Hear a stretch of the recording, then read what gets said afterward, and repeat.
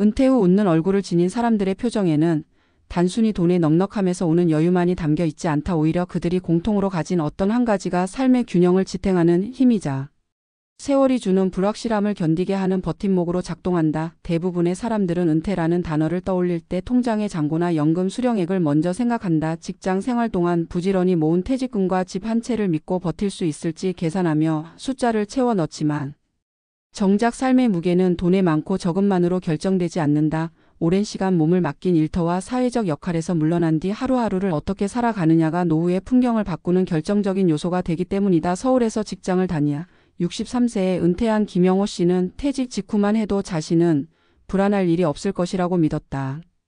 30년 가까이 다닌 회사에서 받은 퇴직금과 꾸준히 불입한 국민연금만으로도 기본 생활비를 감당할 수 있다고 계산했기 때문이다. 하지만 막상 일터를 떠나고 나니 문제는 돈이 아니었다. 아침에 일어나도 갈 곳이 없고 함께 대화하던 동료들이 없는 일상은 생각보다 허전했고 텅 빈 시간을 채우지 못해 우울감이 찾아왔다. 그는 결국 오래전부터 미뤄두었던 서예를 배우기 시작했다. 동네 주민센터의 프로그램에 참여하며 새로운 사람을 만나고 손끝으로 글씨를 완성하는 과정에서 자신이 여전히 쓸모있고 살아있다는 감각을 되찾았다. 돈은 변함없이 통장에 남아 있었지만 웃음을 되찾게 한 건 서예 모임에서의 관계와 작은 성취감이었다. 부산에서 평생 교사로 일하다가 정년 퇴직한 62세의 박정자 씨 역시 비슷한 길을 걸었다. 처음에는 여행을 다니며 자유를 만끽했지만 몇 달 지나자 여행의 설렘은 점차 무뎌졌다. 예고 없이 찾아온 공허함을 견디기 위해 그녀는 지역 아동센터에서 아이들에게 글을 가르치기 시작했다. 오랜 교직 경험이 아이들에게 큰 도움이 되자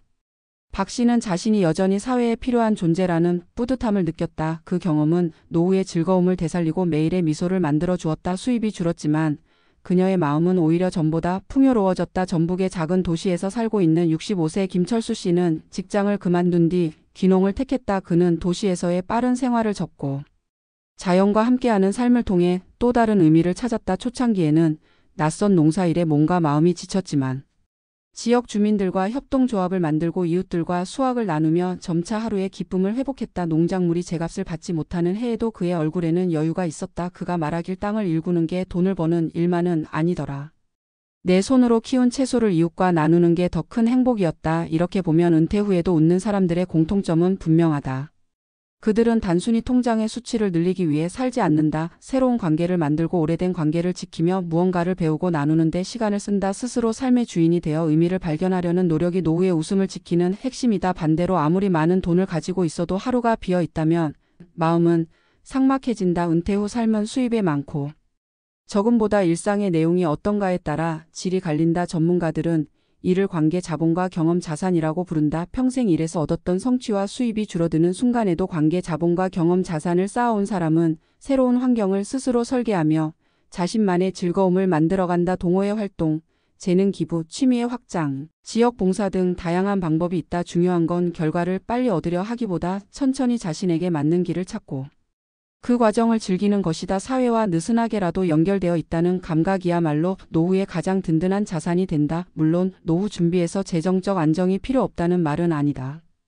기본적인 생활을 유지할 최소한의 경제적 안전망은 필수적이다. 그러나 그것이 충분하다면 그 다음의 행복은 돈이 아닌 관계와 의미에서 온다. 일과 명함이 사라진 뒤에도 나를 반겨주는 이웃이 있고 함께 웃을 수 있는 취미가 있으며 내 경험을 나누고 배우는 기회가 있는 사람은 매일의 삶에서 활력을 얻는다. 김영호 씨가 서예를 통해 박정자 씨가 아이들을 가르치며 김철수 씨가 흙을 일구며 보여준 길이 바로 그것이다. 결국 은퇴 후 웃는 사람들의 공통점은 돈보다 더 중요한 단 하나, 바로 관계와 의미의 지속이다. 이는 혈연이나 지연 같은 좁은 관계만을 뜻하지 않는다. 스스로 기꺼이 나누고 배우며 사회와 이어지는 모든 연결이 그들에게 삶의 동력이 된다. 정년 퇴직과 함께 명함을 내려놓은 순간부터 우리는 매일의 주인으로서 어떤 의미를 채워 넣을지를 선택해야 한다. 노후의 미소는 숫자가 아닌 삶의 깊이에서 피어난다.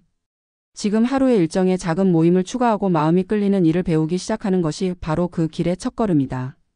앞선 이야기에서 살펴본 김영호 씨와 박정자 씨, 그리고 김철수 씨의 사례는 노후의 풍경을 결정짓는 가장 중요한 힘이 무엇인지 보여준다. 이들은 각기 다른 배경과 선택을 했지만 공통적으로 돈을 넘어선 삶의 의미를 찾기 위해 움직였고 그 과정에서 웃음을 되찾았다. 돈이 필요 없다는 것이 아니라 돈만으로는 채울 수 없는 자리를 스스로 만들어냈다는 점이 중요하다. 은퇴 후의 시간은 길게는 수십 년에 이른다. 더 이상 직장이 삶의 중심이 아니고 자녀 양육도 끝난 시기라면 하루하루의 시간은 스스로 설계해야 한다. 그렇지 않으면 무의미한 시간이 마음의 공허를 부르고 이는 다시 우울과 무력감으로 이어진다. 실제로 많은 전문가들은 은퇴 후 삶의 질을 결정짓는 요소로 관계 자본을 가장 먼저 꼽는다. 관계 자본은 단순한 친구의 수가 아니라 지속적으로 교류하며 서로에게 도움과 자극을 주는 관계망을 뜻한다. 경제적 자산이 일시적으로 줄어들어도 관계 자본이 두터운 사람은 사회와 연결돼 있다는 감각을 잃지 않기 때문에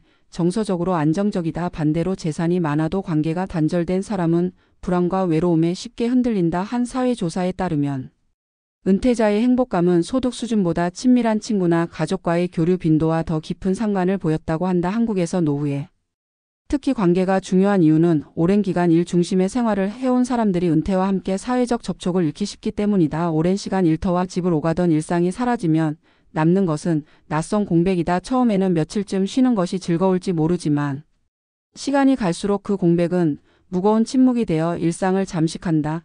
이를 견디지 못해 우울증을 겪거나 무기력하게 보내는 경우가 적지 않다. 김영호 씨가 서예 교실을 찾았던 것도 박정자 씨가 아이들을 가르치기 시작한 것도 결국은 자신이 누군가와 연결되고 사회의 한 부분으로 여전히 살아있다는 증거를 찾기 위함이었다. 관계 자본은 단순히 취미 모임이나 봉사활동을 의미하는 것에 그치지 않는다. 그것은 내 이야기를 들어주고 나를 필요로 하며 내가 누군가의 삶에 의미 있는 흔적을 남길 수 있도록 돕는 모든 관계와 경험을 포괄한다. 그래서 때로는 동네 이웃과의 일상적인 인사와 대화가 오래된 친구와의 한 달에 한 번 만남이 혹은 매주 참여하는 작은 동아리가 삶을 지탱하는 버팀목이 된다.